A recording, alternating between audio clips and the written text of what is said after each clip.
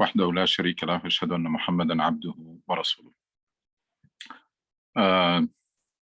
Inshallah, we're continuing. We probably leave some time to talk more about Ramadan, unless you want to have the whole session for Ramadan.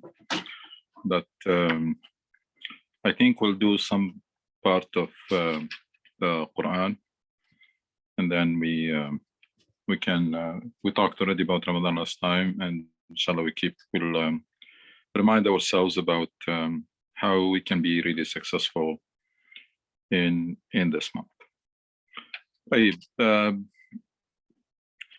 Now we started already talking about the second part, about Battle of Uhud, and keep in mind always the second part of Surah Al Imran, which is about the Battle of Uhud.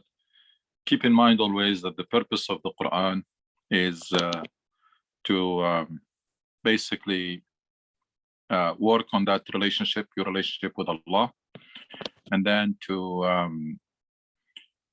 explain to you your mission, and to motivate you to fulfill it, and to prepare you to fulfill it, and to help you fulfilling it. Basically, mission requires engaging the environment, and then an essential part of the Quran is empowering Muslims to effectively engage their environment.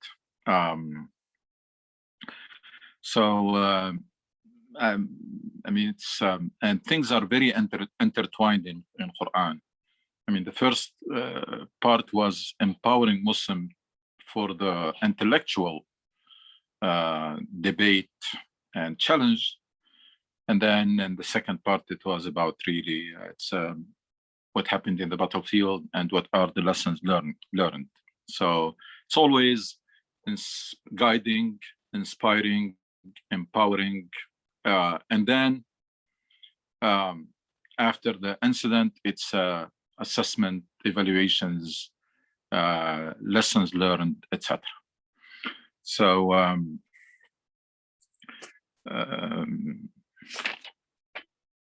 don't know what verse we stopped at. I think it was 132. So we already talked about the story is very simple. What happened didn't last that one day, but the lessons learned are amazing, and some of the very foundational principles were either established or reinforced and confirmed in the Battle of Uhud. So as you can see, talking even about the battlefield, again, all these verses were an attempt, or were trying to educate Muslim and help them answering the question they had in mind, or they probably even asked, why we were defeated by disbelievers, by the enemies of Allah and the enemies of Islam, or whatever. Why we were defeated, which means that what they had in mind is this should not happen or cannot happen, which is a major misconception. If you start taking things for granted and you become complacent, that's a major problem. Then you're going to stop planning, and you're going to stop scouting the environment, and you're going to stop doing anything, and just rely on the fact that you are a believer and things will be done for you. That was corrected, and once and for all was corrected. That as we'll see, the explicit answer for that question came later on, after establishing all this background. First of all, it was ruled out. The first thing that was ruled out is that Allah let us down. No, that was ruled out completely, and they remind them about Badr, and remind them that even if you are attacked now, Allah is still there and can support you. So that is out, and that's good. So by elimination, the first thing that was ruled out is the possibility that this time Allah did not help us, did not support us.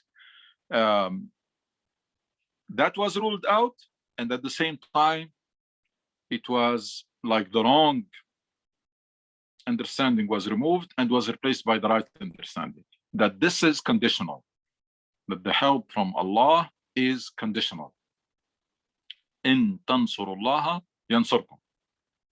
If you support the cause of Allah, Allah will support you. I mean, and we know now, and I'm sure those people, because they master the Arabic language, I'm sure their understanding was much deeper.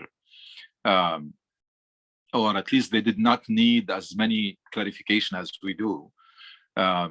That they got it, that it's only when you do everything you can and your intention is pure and you fall short, that you count on the help of Allah subhanahu wa ta'ala. If these two conditions are not met, then you are on your own. I think that was very well established, and by now, until now, many Muslims, they don't have that idea as clear as the way I mentioned now, which is pure intention and then exhausting all the means. Do everything you can and do it right. Do the right thing and do the things right. And then if that falls short, then you can count on the help of Allah subhanahu wa ta'ala. So amazingly, in the middle of that, talking about weaknesses and strengths, comes the riba. Just to emphasize the idea that this religion is holistic. It's a package that will build a very strong and united and community that is mission driven. And therefore, like you have to prepare you have to have the means of materialistic strength. You also have to have that social cohesion, which is very much destroyed by a system that is established based on interest, as opposed to the system that is based mostly on solidarity and because that's the system in Islam is based on that, and that's why we are instructed to prevent the accumulation of wealth in the hands of the few. And there are some tools in the hands of Muslims to apply that.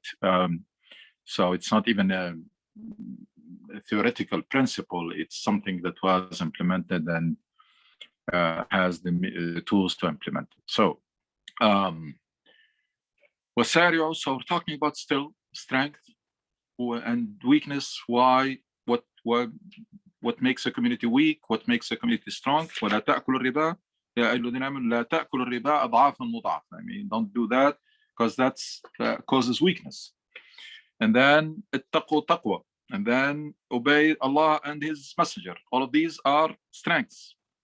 And then وسارعوا إلى مغفرة من ربكم وجنة عرضها السماوات والأرض أعدت للمتقين. So you be amazed. I mean, what this has to do with? Of course, the battle is the outcome. I mean, the elements of weaknesses, if they are there, then they will show in facing any major challenge. I mean, who thought? I mean, probably some people knew, but not everybody knew the deficiencies in the healthcare system of the United States. But facing the COVID crisis revealed a lot of deficiencies. Talking about elements of weaknesses that need to be avoided and elements of strength, so that you find yourself as a community very strong and sharp and ready to face challenges. And challenges doesn't have to be battle. It can be any type of challenge. So continuing with the strength, وسارعوا إلى مغفرة من ربكم. Hurry towards your Lord's forgiveness and the garden as wide as the heavens and earth prepared for the righteous. سارعوا. And I want to stop on this word سارعوا, and then in Surah Al-Hadid وسابقوا. سارعوا وسابقوا. When it comes to doing the right thing and pursuing the pleasure of Allah subhanahu wa ta'ala, we have to have that sense of urgency. and competition. You want to do things as soon as you can, as fast as you can, and you want to beat, or you want to be the best, because الذي خلق الموت والحياة ليبلوكم أيكم أحسن عملا, to test who is the best indeed. So let's resist this temptation of looking for the minimum. And as long as I'm doing the minimum, I'm okay. No. In this, Allah subhanahu wa ta'ala is urging us to hurry. Why hurry? Because the clock is ticking. Because the clock is ticking, and the time can end any moment. So serio, you're racing against the clock. And you are competing with others. You're competing for the same places. So keep in mind that the same heaven that we are aiming for is the one that the companions were aiming for. And you know how much they did and how much they paid for it. So wasario, this sense of urgency that Rasul Sallallahu Alaihi Wasallam amazingly put it in the hadith of the seedling, fasila, that if you see the signs of the day of judgment, you wake up and you see the sun coming from the west, and you have a seedling in your hands that you can, if you still able to plant it before it's over, do it. Of course, Rasul Sallallahu Alaihi Wasallam was not talking about that particular. He was using the metaphor, isti'ara, was using the metaphor that an extreme case, you see the sign of the day of judgment, that's it, it's over. And you have a seedling, you have fasila in your hand. If you still can manage to plant it, you should plant it. Rasul Sallallahu Alaihi Wasallam is telling us basically with this hadith that there is no valid excuse. If this is not an excuse, if this is not a valid excuse, there is no valid excuse to delay something good that you can do. There is no valid excuse to delay doing something that you can do. وسارعوا إلى مغفرة من ربكم وجنة عرضها السماوات والأرض أعدت للمتقين. Now, everybody who knows how to read the Quran, and sure the companions at that time, that's the way they read the Quran. When you hear the word muttaqin, and there is a garden and forgiveness prepared for them, that's a wake-up call for you. That's basically, it's like you know, in a gathering you say, can I have your attention? Because you need to pay attention to what is going to be said, because that's the companions, and we should not take it lightly. When we hear, when we read, when we come across verses that talks about people with whom Allah is pleased and preparing for them forgiveness and garden and heaven, etc., and call them muttaqeen, then you have to be very attentive to know what these people are doing. And the same thing if it is the other way around. If Quran is talking about people who's going to be in trouble, or who are already in trouble, when they bring the scene from the day of judgment and tell you about people who are already in trouble, then you have to be very attentive to know what these people are doing. First characteristics, الذين ينفقون في السراء والضراء. It's a list of characteristics. If you want to recite the Quran properly or read the Quran properly, you should check yourself against any of these characteristics. And anything that is missing, it becomes a homework. You have to work on it. Those righteous who give both in prosperity and adversity.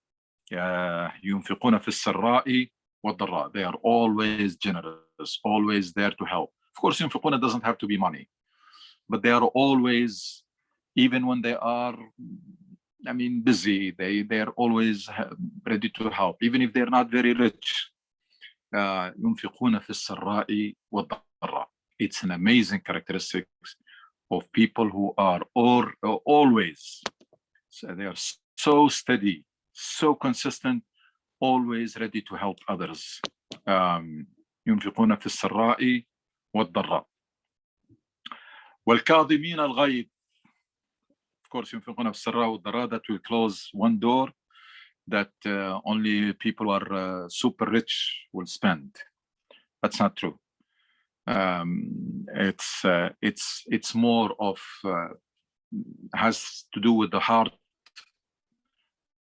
and the belief and the concept of money as something that you are entrusted with, that you should use it to purchase something that is much more precious and much more higher, which is the good pleasure of Allah, in addition to fulfilling your needs, which is also part of pursuing the pleasure of Allah, because Allah wants to see you satisfied and stable, doesn't want to see you poor and suffering. And it's not true that it's better to be poor as a Muslim. That's totally wrong. That close that door. It's not about how much money you have. It's about the will. It's about the compassion. It's about the belief that whatever you're going to spend, you're investing it and saving and investing it with Allah. If that's not there, even if you have all the money in the world, you can always find a way to spend them, or still worry about things that may happen, and that will prevent you from spending. وَالْكَاظِمِينَ الْغَيْظِ. Second characteristic, those who control their anger, and that's something that also was emphasized in a hadith of Rasul sallallahu alaihi wasallam. Those who restrain their anger and pardon people. Of course, second one is more difficult. والكاظمين الغيظ والعافين عن الناس. والكاظمين الغيظ والعافين عن الناس. Restrain your anger. That's a very, very, very important skill and talent or ability for every believer. It's part of being able to control yourself. And that's what taqwa is all about. And that's what this religion is all about. It's about self-restraint. And that's what leadership is all about. If you cannot control or restrain yourself or lead yourself, you cannot lead others. It's amazing, this ability of self-restraint. That's what Islam is all about. That's what taqwa is all about. It's a characteristic that is conditioned for everything else. Because if you cannot control yourself, there isn't much you can do. You will go for convenience. You will do only things that are convenient, and you will go with the flow.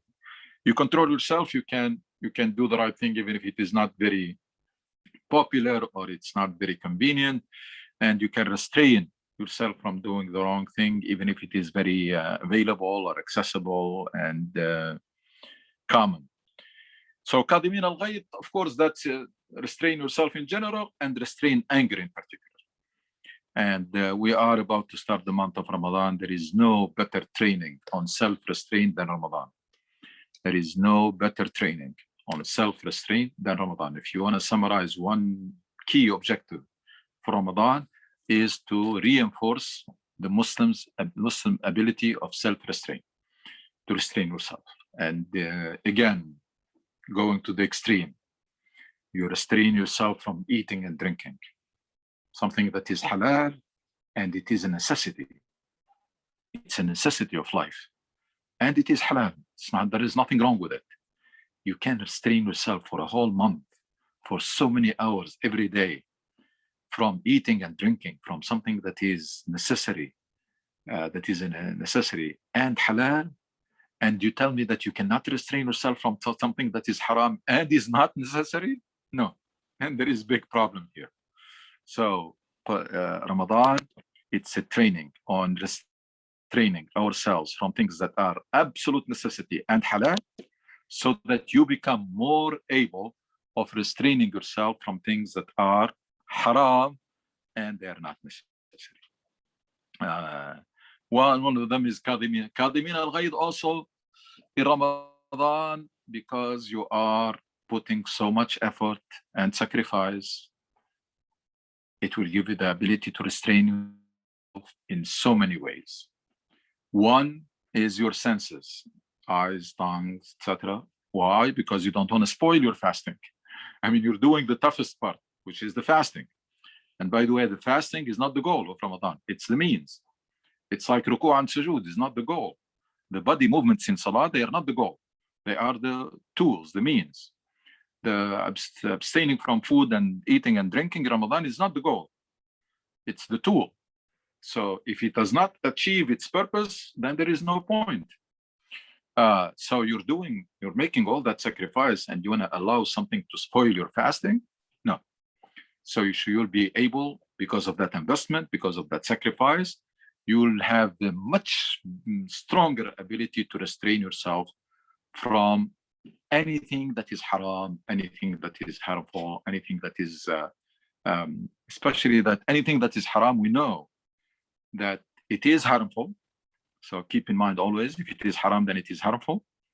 And second, keep in mind that if it is haram, it is not necessary. And if it is haram, then Allah has replaced for you with something that is halal. So all of these are always there. Allah will not make something haram unless it is harmful for you. Whether you see it or not, that's another problem. But it is harmful for you or for the society. In this life and in the hereafter. And then Allah does not make something haram unless it is not needed. It's not necessary. And if it is a necessity or necessary, then Allah would have replaced it for you with something that is halal. كاظمين الغيظ. In Ramadan, Rasul ﷺ goes as far as telling us, of course, controlling your tongue, because if you're going to engage in backbiting and slander and namima, then you may as well eat. Yeah. There is no point. You're abstaining from the halal and committing the haram. There is no point. You're missing the point. But also controlling anger. Rasul ﷺ went as far as, even if someone wants to pick a fight with you, I'm fasting. Inni sa'im. We will deal with this later, but now I'm not gonna allow anybody or anything to spoil my fasting. So in فليقل إني صائم. العافين على الناس, that's even higher level. Controlling your anger, somebody did something bad for you and you restrain yourself. That's not easy. Even though, of course, Islam gave you certain rights, but always praises and prefers and encourages us to restrain our anger. عافين عن الناس is you reach, not only you restrain your anger where you still have that anger and maybe bad feeling, and no, you go as far as pardoning, forgive. That's not easy, I can tell you. We should be trying it, but let's try the second so that we can make sure we get the first one. So let's try al-afin an nas, so pardoning people, so that at least we can guarantee at least that we restrain our anger. Wallahu yuhibbul muhsinin. Allah is talking to people, Quran is talking to people who are pursuing the good pleasure of Allah. What is it that Allah likes? فَمَا يَهْدِي بِهِ اللَّهُ مَنِ اتَّبَعَ رِضْوَانَهُ. So this Quran guides those who are pursuing, looking for what is it that Allah likes me to do, or what is so. And of course, to encourage us, a lot of verses, they end either with the Tawheed reinforcement, because Tawheed is the engine that will make you do things that even if they are hard and not inconvenient, and then restrain from things even if they are very tempting. So verses, they end either with the Tawheed reinforcement or with something like this, which is Allah loves those who do good. So yeah, it's hard. In fact, you spend in prosperity, adversity, hard. Restrain anger is hard. Pardoning people is hard. But then comes Allah loves this. So that's the key. And that's why I said a lot of time that if we manage to get to know Allah subhanahu wa ta'ala until we reach the level of loving him, then we're going to experience a different quality of worship. It's a much higher quality of worship. And if we manage to instill in our children the love of Allah rather than the fear, the love of Allah, then you can anchor anything later, anything good for them. That's what Allah loves you to do. And it will be so, I mean, the first part is very hard. It's not easy. Of course, it's much easier to tell your child is pray. You need to pray, otherwise Allah will throw you in hellfire. That's easier. And you think that you did your job. Trying to make your child know Allah and love Him, that first of all requires you to know Allah, love Him, and requires you to be patient and to find different ways and stories and different tricks and techniques, and so that you can get your child to that level.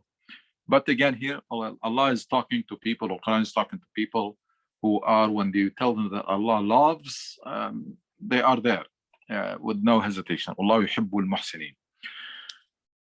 The other verse is maybe surprising for us. وَالَّذِينَ إِذَا فَعَلُوا فَاحِشَةً. Keep in mind that describing muttaqin. We're still describing muttaqin. وَالَّذِينَ إِذَا فَعَلُوا فَاحِشَةً أَوْ ظَلَمُوا أنفسهم ذكروا الله فاستغفروا لذنوبهم ولم يصروا وأن يغفر الذنوب إلا الله ولم يصروا على ما فعلوا وهم يعلمون. This is something that is very delicate, because again, it is a middle course between two extremes, and these are always not easy, they're hard. Allah is still describing muttaqin, those who remember Allah and implore forgiveness for their sins if they do something shameful. فاحشة, and he did something shameful, did big sin, yeah, or wrong themselves. Of course, whenever you commit to sin, you are transgressing against yourself. There is nothing that you're not hurting anybody. Never mind hurting Allah subhanahu wa ta'ala. Allah is in no need for us. So, وَالَّذِينَ إِذَا فَعَلُوا فَاحِشَةً أَوْ ظَلَمُوا أَنفُسَهُم. We are always in that struggle of staying on the right path, staying the course. And we always have those temptations, those exits. On every, as Rasul Sallallahu Alaihi Wasallam described, on every exit there is a shaitan trying to get you out of the straight path. Now, of course, prevention is the best thing. Is try to keep yourself busy, stay connected with Allah, keep yourself busy with your mission, which is huge, with your commitment and obligations, so that you will, and try to seal those exits. But every now and then it's going to happen. Of course, we are people, we're not angels. Now, this should not be abused. I mean, it doesn't mean that we should take lightly. And we're talking about putting a fight for resistance, resisting all the temptation to do something wrong or shameful. But it's like a team, sports team. I mean, you defend, and sometimes the other team will score. Yeah. So what you should do? This is the beauty of this deen. Wonderful. You're done with that resistance. You succeeded for several hours or several days or several months, whatever weeks, but you failed. You failed in one of those traps. Shaitan got you. Yeah. What do? Dhakarullah. You remember Allah, of course, and His mercy. You remember that the door of mercy is always open. So you don't remember it beforehand. There is no pre-planned or prepaid sin. No, but this is after the fact. You failed that resistance. And then what do?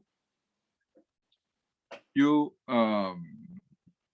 those who remember Allah, you remember Allah, and implore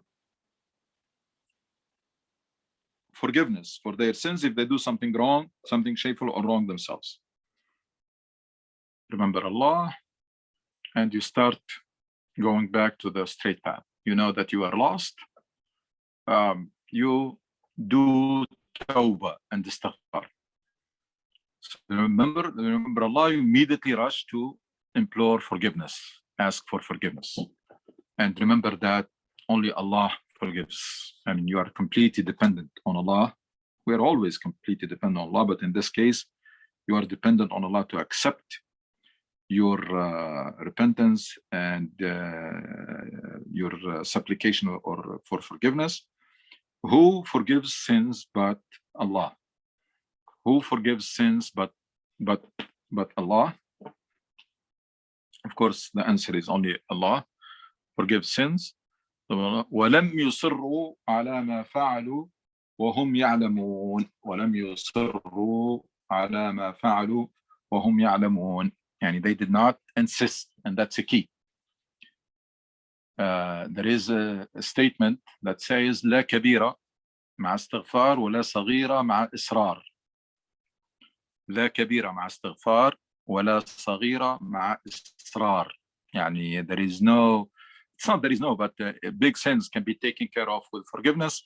Minor sins can become a problem with insisting. If you continue to, if you insist on it. Israr here, of course, can go all the way to justify, and that's the worst, of course. Can go all the way to justify. That can get to put you in a very problematic situation. Should never justify sin, should never become comfortable committing sin, because Rasul says in another hadith, من سرته حسنته وساءته سيئته فهو مؤمن. And whoever feels good when he or she does something good, and they feel bad when they do something wrong, they're still okay. But when it gets to the point where even that guilt feeling is not there, that's bad. And if it get to the point where justifying, that's even much worse. So وَلَمْ يُصِرُّوا عَلَى مَا فَعَلُوا. It's bad, was wrong, you repent, you rush. Remember the verses started with سَارِعُوا إِلَى مَغْفِرَةٍ. You hurry for repentance and to go back to the path. You don't insist. وَلَمْ يُصِرُّوا عَلَى مَا فَعَلُوا وَهُمْ يَعْلَمُونَ. Because there is a big difference between committing a sin and recognizing that is a sin, and trying to avoid it, and struggling to avoid it, striving to avoid. And there is or between when you get to the point where they call it ilful ma'siyah. Ilful ma'siyah means it becomes normal. It becomes normal to see it, and then it becomes normal to do it. And that's the effect of TV and most those media things. They introduce new phenomena that used to be rejected by society or bad. Gradually, they become normal because you increase the frequency, more frequent, more and more frequent, until they become normal. And when they become normal, the next thing, or if it becomes normal seeing it, the next thing will be that you're going to do it. That's why here, لم يصروا, they do not insist. Those who do this, أولئك, I mean, it starts by encouraging them, by telling them that forgiveness and garden is prepared for these. And then after listing the characteristics, says أولئك جزاؤهم مغفرة من ربهم وجنات تجري من تحت الأنهار خالدين فيها ونعم أجر العاملين. It's amazing that these characteristics were sandwiched between two verses that tells them, and then Allah يحب المحسنين in the middle. Two verses that tells them what is awaiting for them, what Allah has prepared for them. So it starts by saying, hurry towards your Lord's forgiveness and garden as wide as the heavens and earth prepared for the righteous, so that you become alert and to see what are the characteristics. And then when you see those characteristics, the Quran comes back to say the reward for such people is forgiveness from their Lord and gardens graced with flowing streams there to remain. How excellent is the reward of those who labor. It's amazing how Quran so motivating. I mean, start from the beginning, said this is what is prepared for some people. These are the characteristics of those people, and that's what they should expect. So again, it's forgiveness جنات مغفرة من ربكم وجنة عرضها السماوات والأرض. Now it is مغفرة من ربهم وجنات تجري من تحتها الأنهار خالدين فيها ونعم أجر العاملين. طيب, we're talking about building communities, strengthening, empowering. These are sins are weaknesses. Sins are factors of weakness for the individual and for the community. Allah subhanahu wa ta'ala made these things forbidden because they are bad, they are harmful, they weaken you, they destroy you. So you want to become a strong community that can live up to the challenges, that's what you need to be doing. اتقوا الله حق تقاته. So we're talking about taqwa, we're talking about unity and brotherhood. We're talking about staying away from the abusive system based on interest, because that weakens the bonds. We're talking about racing or hurry for forgiveness, so that you become every individual, it's a building block of the community. Every individual, if they're policing themselves and restraining their anger and restraining themselves, etc., and communities is in business of pardoning each other, and that's a strong community. And the community in which when someone does something wrong, they repent quickly, that's a strong community. That's going to be strong individual and strong community. قد خلت من قبلكم سنن. So you can see Quran. That's what you need to do and encourage you to do it. That's what you should avoid and encourage you to avoid it. قد خلت من قبلكم سنن فسيروا في الأرض فانظروا كيف كان عاقبة المكذبين. We're going back to the Battle of Uhud. قد خلت من قبلكم سنن. This is very strong. Remember that Muslims were under the impression that we're believers, we got it made, so every time we have to face the disbelievers, we're going to be victorious. That has changed. So the question why? The question is, Allah did not let you down, and Allah's help is already there, but it's conditional. So we got that. Now there is another thing and then the elements of strength, that planning and preparation and becoming, you have to be a strong community. This is not, victory is not gonna be given for you. You have to earn it. So when it talks about all these elements of strength, is telling Muslims that you were weak, or in the future you were defeated, or in the future if you are defeated, that's what you should be looking for. There are these elements that are weak in you, keep weakening the community, and then when you face up the challenge, you find yourself unable or not up to that challenge. So after ruling out the fact that you got it made, no, you're not going to get it made, ruling out the fact that Allah is, Allah's help is not always there, was ruled out. Allah's help is always there, but is conditional. Then talking to them about elements of strength and weaknesses. And now is telling them that these are rules that are govern this universe and apply to you and to everybody, and they are not biased. قد خلت من قبلكم سنن. This world and this universe is governed by rules. These rules are not going to be biased toward Muslims. قد خلت من قبلكم سنن فسيروا في الأرض فانظروا كيف كان عاقبة المكذبين. Allah's ways have operated before your time. The world did not start today with you. This world is governed by rules. Allah embedded those rules there. So those rules, those principles, those things that we discover scientifically are things that Allah has embedded in the universe.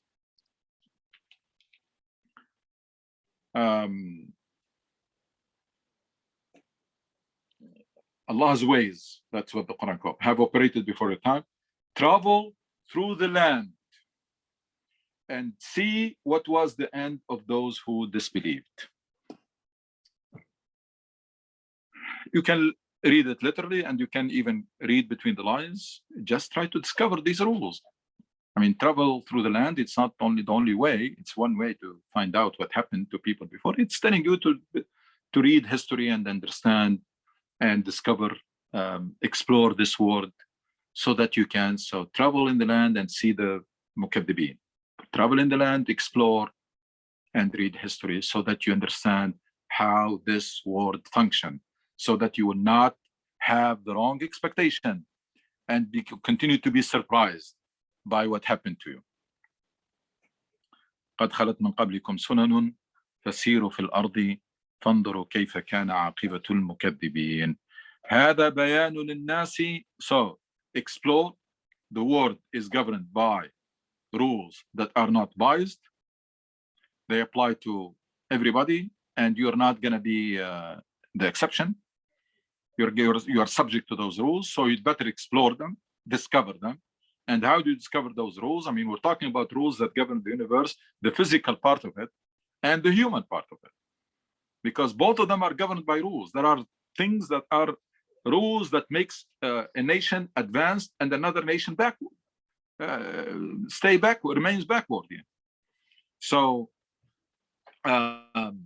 this explore the universe, study, and then even history, so that you know in general, you get the rules and you discover them, and of course you leverage them, and then you will see the end result of those who defy Allah.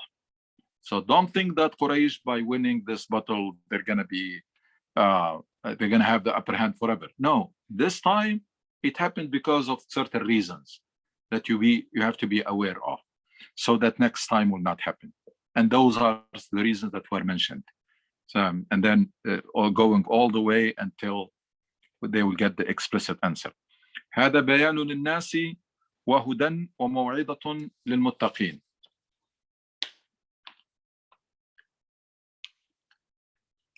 This is a clear lessons to people, and guidance and teaching for those who are mindful of Allah. This is a clear lesson to people. Of course, what happened before and what is coming. And guidance and teaching for those who are mindful of Allah. Whatever you have heard so far and what is coming next is explanation for what happened, bayan, and guidance, and also admonition, maw'id, so that you commit mistake, you don't repeat it again. That's the beauty of the self-assessment and evaluation, continuous self-assessment and evaluation. هذا بيان للناس وهدى وموعظة للمتقين. Now comes motivation, because Muslims, when these verses were revealed, they were in terrible shape. I mean, it's a lot of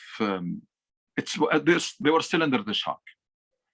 They're still under the shock that they did not understand, and it was bad by itself. The people they lost, the wounded, what happened to the Prophet, everything, and of course the defeat itself is bitter. Yeah.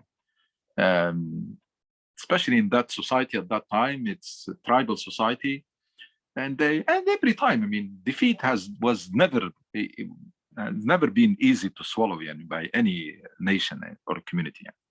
So comes وَلَا تَهِنُوا, because know the end result of those who defy Allah, and now is telling them وَلَا تَهِنُوا وَلَا تَحْزَنُوا وَأَنْتُمُ الْأَعْلَوْنَ إِن كُنتُم مُؤْمِنِينَ. This Quran is amazing on how it deals with the heart and the mind of people. It's motivating you, admonition, teaching. It does everything to shape that your heart and your mind properly. So here it was basically do not lose heart or despair. If you are true believers, you have the upper hand. It's telling them that you still can and will and should have the upper hand, but if you meet the requirements, if you understand the rules and leverage them, if you adopt all the ways and elements of strength, if you avoid everything that is weakening you, you're still, I mean, don't lose heart, don't fall in despair. You are still the community that has the community that is was the best community, or the community that was assigned this great mission. All of this are still there.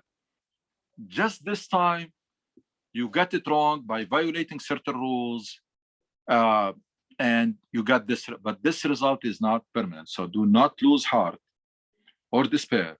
If you are true believers, you have the upper hand. And then continue. إن يمسسكم قرح فقد مس القوم قرح مثله. I mean, it's not the end of the world. Just to tell them that this can happen. If you are pursuing this mission, there will be ups and downs. إن يمسسكم قرح فقد مس القوم قرح مثله. If you have suffered the blow, they too have suffered one like it. When did they suffer one like it? When did they suffer one like it? They suffered in Badr. And they suffered in the first phase of Uhud, in the first half of Uhud.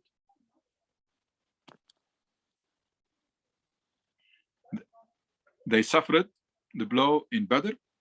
So that's basically pushing the morale of the believers that it's not the end of the world. You lost, that you were defeated in this particular battle. So إن يمسسكم قرح فقد مس القوم قرح مثله وتلك الأيام نداولها بين الناس. That's a very fundamental principle that we have seen it in life time and again. Things are never stagnant. They keep evolving and revolving and rotating and alternating. We have seen many nations in history, they were very prosperous or dominant, and they ended up in terrible shape, and we have seen the opposite. So تلك الأيام نداولها بين الناس. We deal out such days among people in turn, for Allah to find out who truly believes, for him to choose martyrs from among you. Allah does not love evildoers. Allah لا يحب الظالمين. وليمحص الله الذين آمنوا ويمحق الكافرين. And then what? For him to cleanse those who believe, and for him to destroy the disbelievers. Now Allah subhanahu wa ta'ala is explaining this, Quran is explaining this, why أيام نداولها بين الناس, why we keep dealing those days in turn, and things are never stagnant. One, ليعلم الله الذين آمنوا ويتخذ منكم ليعلم الله الذين آمنوا. يعني one of the reasons why you may be tested and may go through adversity is selection and sorting out your ranks. Why? Because imagine if Muslims are always in very good shape. I mean, things will attract hypocrite, attracts everybody, and then it will gonna become mixed bag. Mixed bag will never, it's not sustainable. So sorting out ranks is a blessing from Allah that comes out of a test that we should not ask for. I mean, trial and tribulation, these ups and downs, one of the advantage of them is sorting out ranks. We have seen the challenge of the Battle of Uhud, one from the beginning, even in their way, their ranks were sorted out because of those who withdrew. So, ليعلم الله الذين آمنوا. Of course, Allah knows, but just for things to be clear, to sort out. ويتخذ منكم شهداء. ما هو in the Islamic concept, those who die for Allah, of course, we're talking about dying.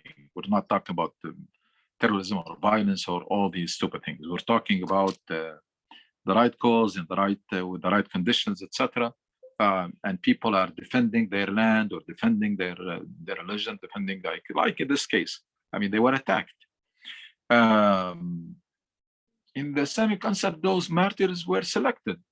So it's not, and by the way, even in almost in every culture, every culture's martyrs are taken to very high standard.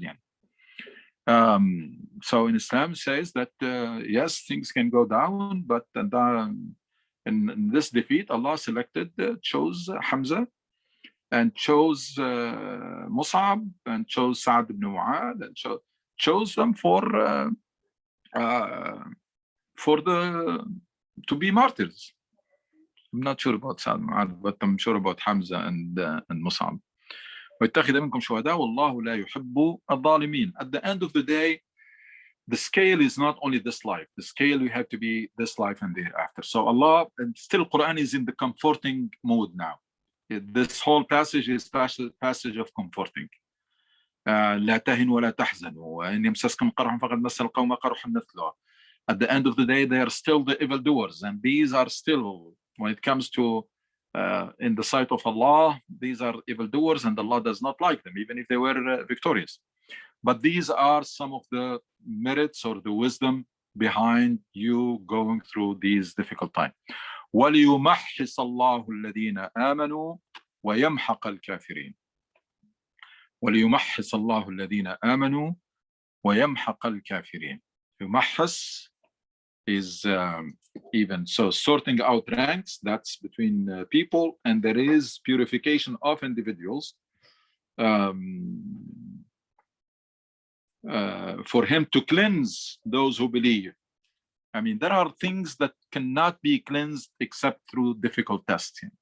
So again, we should not be asking for these tests, but when they happen, we have to pass them successfully and get out the most out of them by remaining patient and persevere, and by coming closer to Allah. I mean, the smart Muslim will design his or her life so that everything will bring you closer to Allah subhanahu wa ta'ala. You are blessed with something good, you come closer to Allah in gratitude, not arrogant. You are tested with something bad, you come closer to Allah in patience and seeking His help to deal with that difficult situation. And then, of course, we'll tell them that we'll come to this, inshallah, next time, about the concept of ibtila in Islam, trial and tribulation.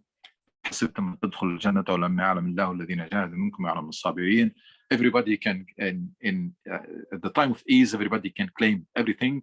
But again, Allah is from His Sunnah.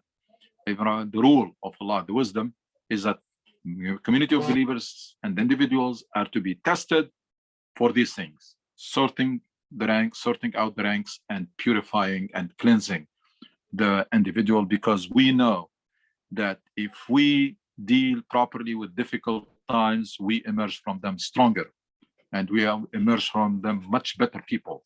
But that's if we deal with them the right way: patience, perseverance, and learning lessons. I'm gonna stop here and open the floor for questions and comments.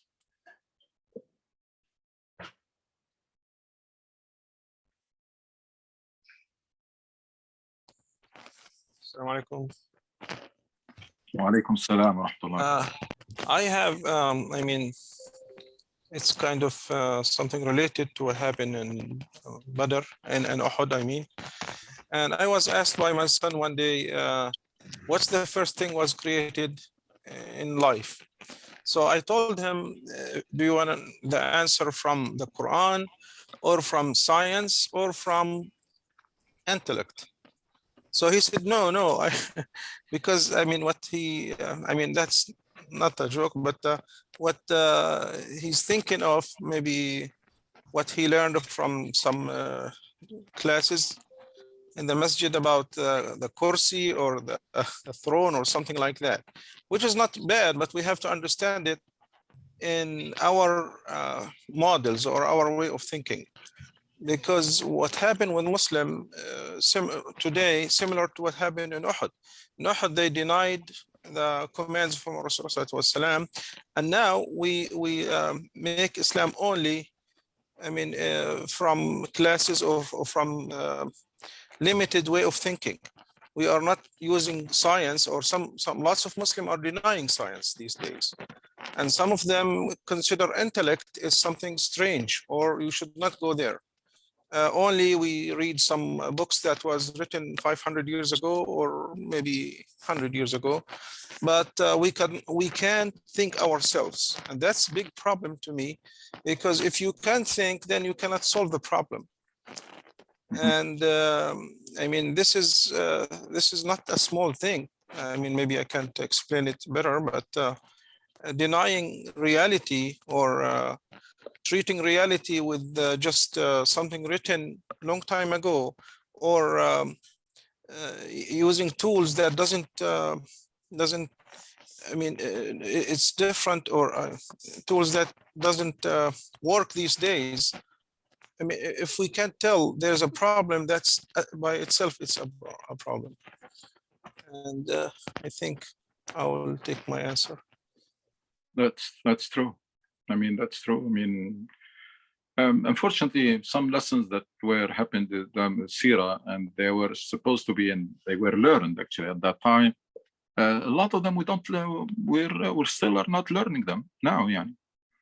And we don't seem to be learning those lessons, and we'll see a lot of principles.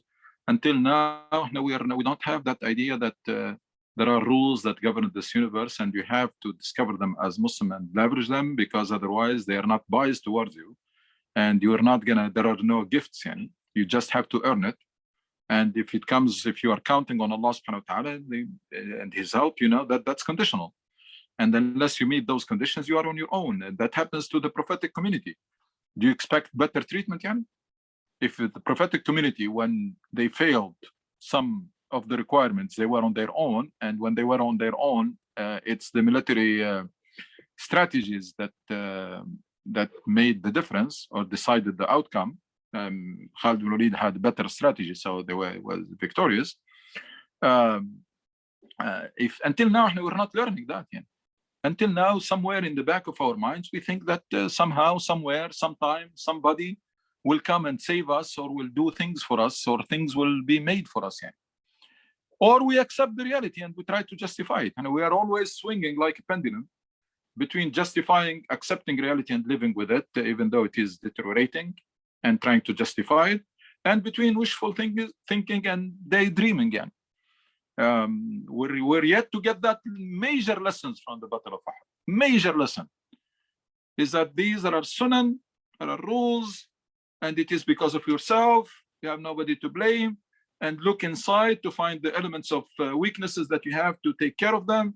And if there are elements of strength that you don't have, you have to acquire them. That's the whole surah, yeah. The whole surah and the whole incident, yeah, is teaching that, among others, but that major lesson. Until now, it was that major lesson, is the fact that you have to explore, you have to learn how this world functions, you have to leverage that, and these rules are not biased. You have to plan, you have to do everything right, do everything you can, exhaust all the means, make sure that you take care of all the weaknesses that you have, and make sure that you acquire all the elements of strength, etc. Then if that falls short, then Allah will take care of the rest. And it's telling them that happened in Badr.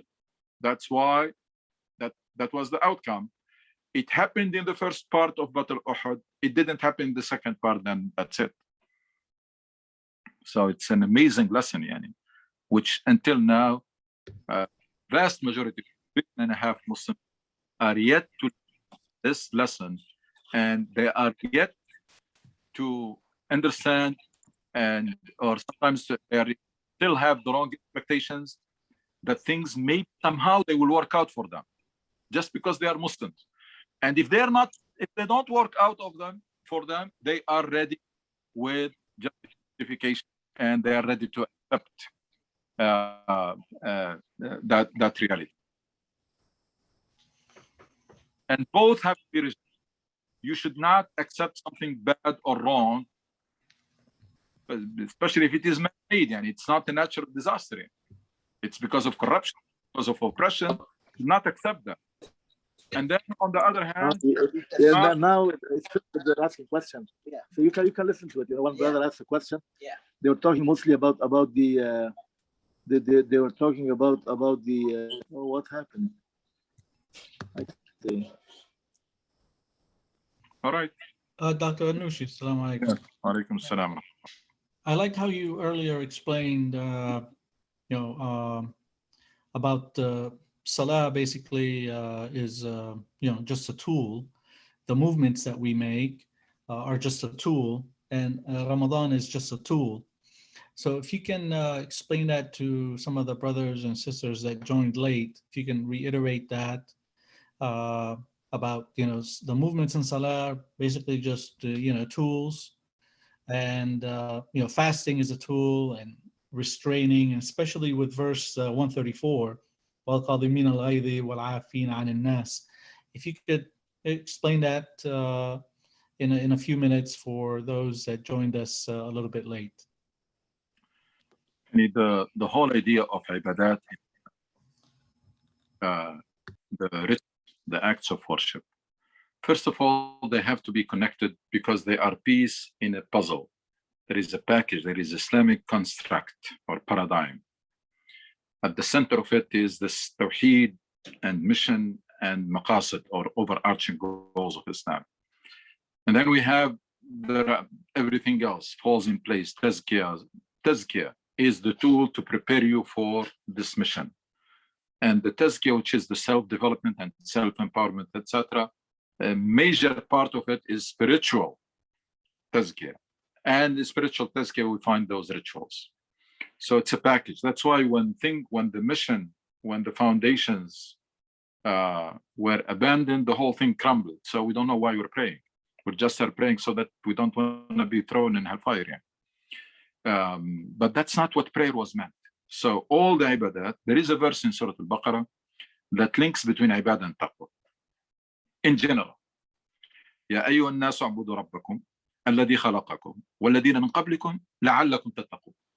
So you're worshiping, or people worship Allah, your Lord, who created you and created people before you, so that you may enhance and increase your taqwa. So this is the tool, that's the goal. And then it was mentioned about fasting.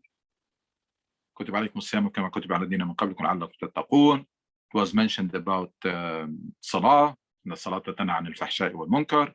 Was mentioned about hajj, والتزود فإن خير الزاد التقوى. Was reinforced time and again that these rituals are meant as a tools to achieve that goal of you becoming Rabbani, of you become someone who falls in that category of ittaqullah haqqa tuqatih, who will go closer and closer to the ideal level of taqwa, which will never reach. So that's what the salah, the daily activity, is meant for. That's what the fasting, the monthly, the annual, that's what the zakah is meant for. All of them is to shape you up spiritually. And zakah, so that attachment to the money will be taken care of.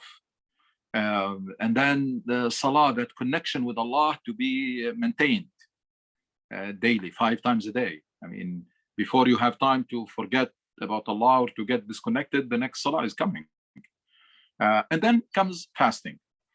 Now, every ibadah has a physical or mechanical part aspect. It's what you do. And has the spiritual goal is what you get out of it. So for example, in Ramadan, all Muslims are going to fast. But after Ramadan, some Muslims have made gains. They will keep them. Some Muslims made nothing. They will emerge from Ramadan the same way they entered Ramadan. Now these, they confounded the tools and the means. The means and the goals. So for them, what they are required to do is fasting, abstaining from food and drink. So they did the mechanical part. It's like praying while your mind is somewhere else. You're doing ruku' and sujood and you're reciting Fatiha and doing everything, but your mind is somewhere else. You get nothing out of your prayer. Why? Because prayer is that sila, is that connection. It's working on that tawheed to strengthen, to make your relationship with Allah subhanahu wa ta'ala more vibrant and bring you closer. It's not something, a routine task that you do. So we have to keep this in mind. Now, going to fasting is fasting is the tool. The verse says this. لعلكم تتقون. The hadith more than clear when it says that basically if you're not abstaining from haram, you may as well eat. Yeah. فليس لله حاجة في أن يدع طعامه وشرابه. There is no point in for you because you are doing the tools, but you are applying the tools and you are not getting the results. So there is no point.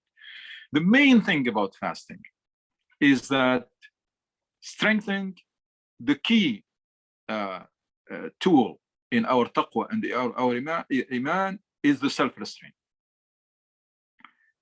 So it goes to the extreme, ask you to restrain yourself from necessity of life for so many hours. And alhamdulillah, now we know that's good for you, even health. They are treating people with fasting. So abstaining, restraining yourself so that you can restrain yourself from other things that should be easier. Yeah. And if I restrain myself from drinking for so many hours, I should be able to better restrain my tongue, yeah, or my eyesight or whatever. Yeah. So, and my anger and everything. Yeah. So Islam puts us for a whole month in that situation of restraining ourselves for so many hours from necessity of life that are halal, to train us so that we can restrain ourselves all the time, especially from things that are haram and they are not necessary. So it's the body will be tired or exhausted, but the spirit will be. It's like when you go to the gym. You become exhausted, but your muscles are built up. You build muscles. In Ramadan, physically you maybe get exhausted, but spiritually you become in much better shape. Why? Because it's all about spirituality. It's a month of spirituality. So that's one thing. Main. Second is to get you as close as possible to be a 24/7 worshiper. Because in Ramadan, there is something that reminds you of Allah always, which is that you cannot eat and you cannot drink. Every time you think about getting coffee or drinking, you remember that you're fasting. So it gets you closer to become the 24/7 worshiper that is you required to be, or Allah wants you to be. Again, it's a tool. It's the fasting is allowing that to happen. It's a tool that increases the presence of Allah in your life. It is something that reminds you of Allah. Because by the way, fasting, you can do it only for Allah. Nobody can make sure that you are fasting. Nobody can be with you from Fajr to Maghrib, all the time. You can always drink and nobody can notice it or eat. So if you're doing it, you're doing it for Allah. This is one thing that you cannot really impress or do it for show up. That works on your intention, works on your devotion and your ikhlas, to get trained on doing things for Allah. So many things we can get in Ramadan. And remember that they say that, and by the way, because in Ramadan you are at your peak of strength. You are not at any other time outside Ramadan, you are as strong as in Ramadan. So if you want, and you should, get rid of some bad habits, even if they were deeply seated there, or acquire good habits, even if they are not very convenient. That's the best time in Ramadan. In Ramadan, you are in a situation that you are in control, in charge, so that you can really force a good habit on yourself. And we know now, if you do that for 3 weeks, they say at least, it becomes a habit of yours, becomes second nature. And then the same thing, if you get rid of bad habit for 3 weeks or more, it also becomes a second nature. So all of these are the gains from Ramadan. It's all about self-restraint. It's about the spirituality. It's about transformation. Anyone who does not get transformed in Ramadan will never be transformed. And we're talking about, we're talking about change, that Islam is a message of change. And Islam wants to turn you into someone who has a mission and high purpose and mission driven and etc. If you really want to go through that transformation, there is no better time than this. I mean, you can literally emerge a different person from Ramadan, but that requires planning, that requires willpower, that requires discipline, that requires a very tight schedule that you put for yourself from now, that requires clear objectives that you set for yourself. Which habits I want to get rid of, which habits I want to acquire in Ramadan. Let's say you are not someone who was reading before. This is a habit that I strongly recommend. If you were not reading before, let me try to get it in Ramadan and select a couple of books or even one book, etc., and then force myself to spend time reading with the intention of turning that into habit, so that after Ramadan I become someone who reads regularly. My relationship with the Quran. If I want to start that lifelong journey of studying the Quran, this is the best time. You start in Ramadan, you do it for 30 days, and then you continue. Like you spend some time, regardless of how much you can afford. But you do it the right way. Do it even if it is one verse for understanding, and then taking notes and looking it up and searching and mastering, trying to master those. So if you want to do, that's the best time. Anything that you want to incorporate in your life, bad life habits you want to get rid of, good life habits, become eating healthy, waking up early, so many things that you can change. Adding sunnah, if you are not praying extra prayers, sunnah prayers, force them on yourself in Ramadan, and then they become natural. If you are not waking up for Fajr, you are sometimes missing it, this is the time. Wake up for Sahur, pray Fajr on time, and then with the intention. All of this should be with the intention of keeping it after Ramadan. I strongly emphasize this. Everything that you're going to do in Ramadan, please do not allow Shaitan to trick you to say that you're doing it temporary. So how many days are left? How many days are, oh, we're done. It's over. Let's go back, business as usual. That's totally wrong. Ramadan is like any treatment in life. You know, when they promote treatment, they show you before and after.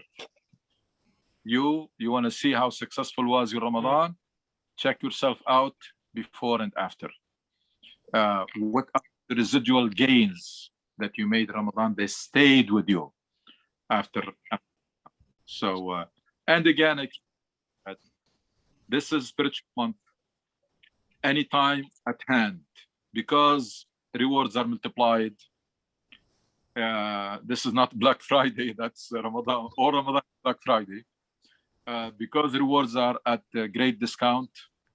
So try to do as much as possible so that your book of records with Allah will be transformed completely, getting probably all the sins wiped out, and then accumulating mountains of good deeds. So keep that in mind, that rewards are multiplied many times. One prayer in Ramadan is worth so much outside Ramadan, and one prayer in Jama'ah, etc. Rewards are multiplied. So do as much as possible and race against the clock. And by the way, Ramadan is not only during the day. Well, the fasting stops at Maghrib, but Ramadan is a continuous month. So it's not like it comes in pieces. It's not like Maghrib and then we are out of Ramadan and then we go back to Ramadan. No, Ramadan is a month. Ramadan is a continuous month. So, but only the fasting we break Maghrib. Spiritual month, maximum worship, the pure worship, the worship that you do for the sake of Allah. Because worship, the bulk of worship is what we do for people in pursuit of the pleasure. But this spiritual part in Ramadan, we need to really fill it up, fill our tanks, so that we can have them after Ramadan, full. Quran, Salah, Dhikr, and Dua. That's your life should be centered around in Ramadan, the time that you have control. You're praying, you're reciting Quran the proper way. Don't go for quantity and fast you finish, how much you read. Make sure that you keep your tongue busy with the presence of the heart, of course, with the remembrance of Allah, and then dua. I strongly urge all to prepare a long list of supplications and keep having them day in, day out Ramadan to show Allah how persistent you are, how badly you need them, and you keep begging Allah for them in your sujood. If you catch between adhan and iqam, if you wake up before fajr, the time of sahar, maghrib time, the dua at maghrib time, just before you break your fast, and actually even while you're fasting during the day, inshallah, your dua will be answered. Dr. Anushi, there's a question about someone that performs wudu after, I think it's a fiqh question, and it refers to al-wadi in Arabic, or it could be a medical condition. I don't know, but it's somebody who basically urinates before before doing wudu, and after doing wudu during prayer, they feel like they have basically droplets that drop. So I don't know if that is considered al-wadi, or I strongly recommend they consult someone, and I'm not faqih, and these things have to be more detailed, case by case. So probably not, this is not probably the best place for it, but I strongly, anybody can help referring them, if one of the Islamic centers here or one of the fatwa places, they can make the case clear and they can get a good solid answer. okay. Do you know if al-wadi in the natural occurrences eliminates or the wudu? I told you, Ayman, these things have to be clear. Sit with the faqih or mention the case if there is medical, if there is, I don't know. I mean, it's very hard here. Okay. If the permanent, this critical situation, it is waswasa, like somebody who is always worried too much. It's the compelling thinking or whatever. It has to be understood exactly the situation so that the answer will be appropriate for that case. Assalamu alaikum. Alaikum salam wa rahmatullahi wa barakatuh. Dr. Suhail, I have a question since it's, it's Ramadan, and also we have a Sadaqah Fitr and all that stuff. Who is qualified for this? Who is not qualified?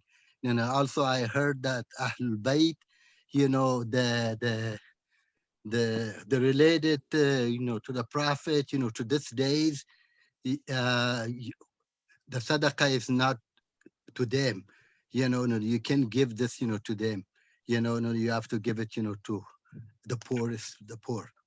See what you think, and yeah, we need some. Sadaqat al-Fitr, it's you pay for every member of the household, even if the ones that are not born yet, every dependent. And then for the where you pay, try to, use your judgment.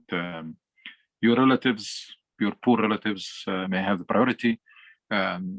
Just use your judgment, and if you are not sure, try to find good organization or Islamic center and then give it to them. So what's about the Ahlul Bayt, the relationship, to them, if they are poor and qualify? That was my question, actually. We don't need to worry about that at all. Okay. We're not facing that issue at all. Okay, thank you.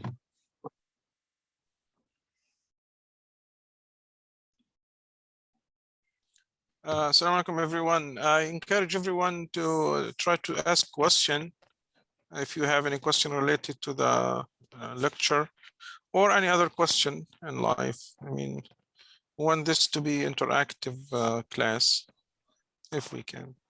Okay, one thing we need is, and I'm suggesting that we keep Ramadan. There is no reason why we stopped.